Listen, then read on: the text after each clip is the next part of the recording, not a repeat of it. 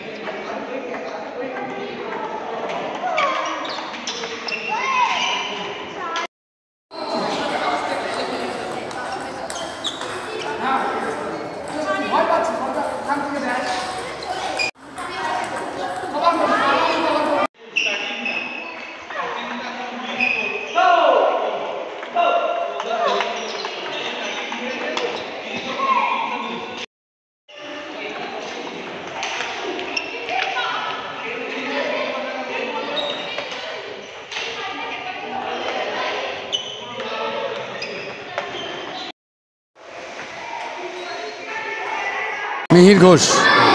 আপনার এই academy Mihir Ghosh academy এটা কবে থেকে শুরু হলো? 2000 সাল থেকে। 2000 সাল থেকে। এখান থেকে কী কী ছাত্রছাত্রী বেরোচ্ছে, প্লেয়ার বেরোচ্ছে, সেই বিষয়ে বলুন। এটা 3 বছর বয়স এখন, এর মধ্যে একটাই ন্যাশনাল চ্যাম্পিয়ন হয়েছে, আন্ডার 13 ন্যাশনাল চ্যাম্পিয়ন। এর আগে আমি যেখানে কোচিং করেছি ইন দ্য ইয়ার 1982 থেকে, সেখান থেকে টোটাল আমার ক্যারিয়ারে 12টা ন্যাশনাল চ্যাম্পিয়ন হয়েছে, different age group including senior. আচ্ছা, এর আগে কিছুদিন আগে বাংলাদেশ থেকে 2 ক্রীড়াবিদ এসেছিলেন আপনার একাডেমি দেখতে, এবং এখান থেকে তারা কিছু শিক্ষানবিশভাবে ওদের বাংলাদেশ একাডেমিকে আরও উন্নত করার জন্য এখানে এসেছিলেন, সেই বিষয়ে বলুন। অ্যাকচুয়ালি বাংলাদেশের যে ন্যাশনাল টিমটা খেলে, বাংলাদেশ ওদের ওখানকার মুনির ভাই বলে একজন আছে, তিনি চেষ্টা করছেন বাংলাদেশকে এক্সেল করার, ওপরে তোলার।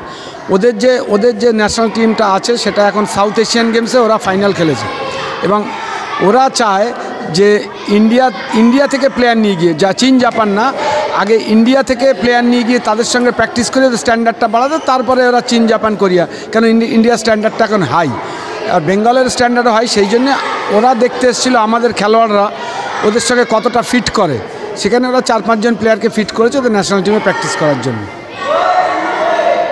আগামী দিনে কি বাংলাদেশে গিয়ে এখান থেকে টিম প্লেয়ার গিয়ে যাবে খেলতে? হ্যাঁ, অবশ্যই যাবে। ওরা সব পাঠিয়ে দিয়েছে, ওদের গভর্নমেন্টের যে স্যাংশন সেগুলো পাঠিয়ে দিয়েছে। 12টা প্লেয়ার ইনক্লুডিং কোচ বিভিন্ন ফেজে যাবে। কেউ 15 দিন যাবে, আবার 15 চলে আসবে, আবার 15 দিন থাকবে, মানে টাইম টু টাইম খেলতে থাকবে ওদের প্লেয়ারদের সঙ্গে।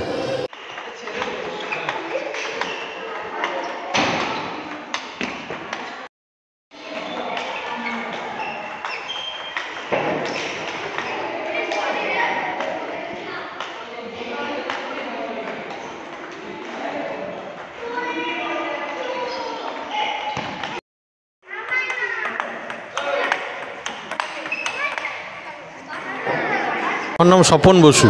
স্বপন বসু।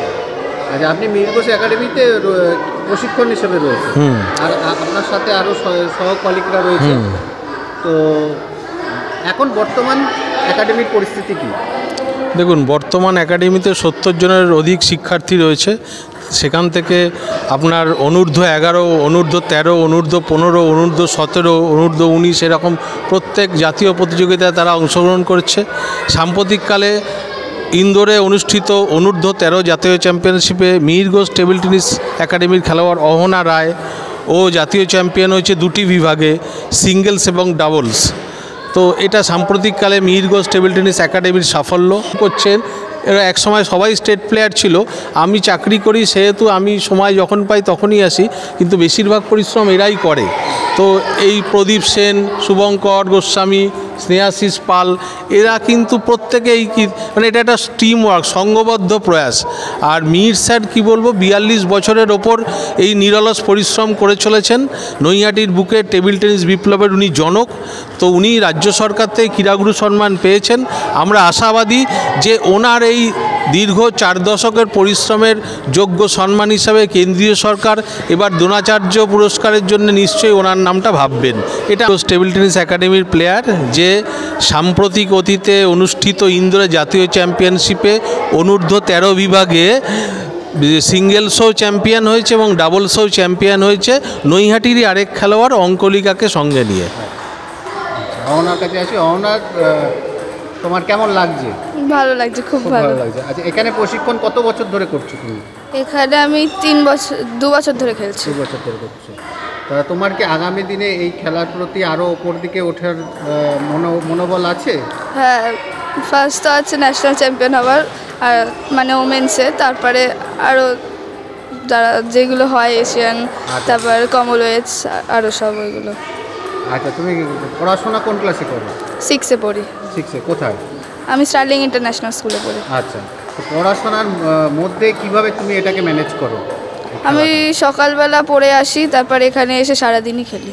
সারাদিন খেলো, তাতে তোমার পড়াশোনার দিকে চাপ পড়ছে না?